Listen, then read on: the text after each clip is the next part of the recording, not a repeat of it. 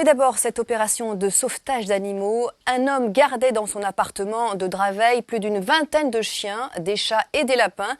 Après son expulsion, les services de police ont fait appel à une association pour recueillir les bêtes, Bintou Sidibé et Fight Glomlouber. C'est le cœur lourd que Pierrick Urvois doit abandonner ses chiens.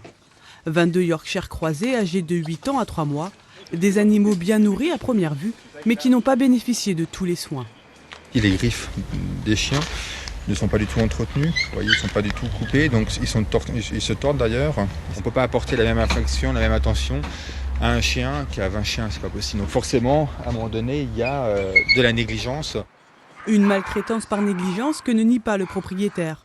Aujourd'hui expulsé de son logement, il avoue avoir été dépassé.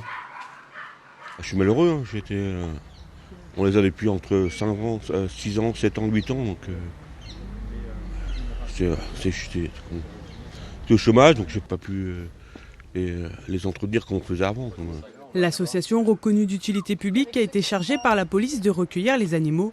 En plus des chiens, l'homme possédait 2 chats dont l'un est atteint d'une tumeur qui s'est infectée. Dans la cour, les bénévoles ont retrouvé dans une cage 2 lapins.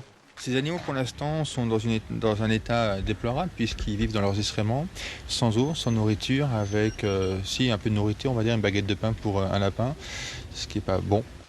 La loi autorise aux particuliers de détenir jusqu'à 9 animaux de compagnie. Au-delà, le propriétaire doit faire une déclaration préfectorale et obtenir une habilitation. Lorsqu'on a des animaux, on doit être capable de s'en occuper financièrement. Et également de leur donner à manger, à boire, les soins vétérinaires. Et lorsque des personnes sont dans une situation précaire, il existe aussi des associations comme la nôtre qui peuvent leur venir en aide. Et c'est notre but et c'est notre rôle également. Après une visite chez le vétérinaire et le toiletteur, tous les animaux seront proposés à l'adoption.